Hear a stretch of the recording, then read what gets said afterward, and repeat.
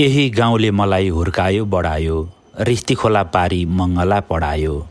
यही गाउँले मलाई हुर्कायो बढायो, रिस्ती खोला पारी मङ्गला पढायो। जा काठमाडौँ कस्तो छ हेर भन्यो, जा तँ पनि काठमाडौँ कस्तो छ हेर भन्यो।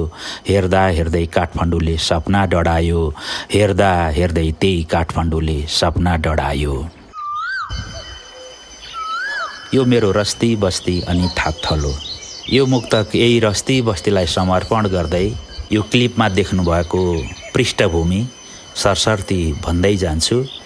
उता पर छपक्कै हरियाली भएको हाम्रो गाउँ हो। मेरो घर पनि देखिन्छ। मेरो घरभन्दा पछाडिपट्टि देखिने लमजुङ हिमाल हो। हाम्रै गाउँभन्दा थोरै तल रिस्ती खोलो कलकल बग्छ। रिस्ती खोलाभन्दा पारी लमजुङ जिल्ला पर्छ। रिस्ती खोलाकै छेउमा सोती पसल छ। सोती पसलभन्दा अलिकति उतापट्टि हामीले कखरा चिनेको स्कुल त्यतिखेरको मङ्गला प्रावि थियो। अहिले त मावि भयो, उच्च मावि भयो, कलेज पनि भइसक्यो। पहेँलो ठुलो भवन देख्नुभएको छ, त्यो मङ्गला मावि हो।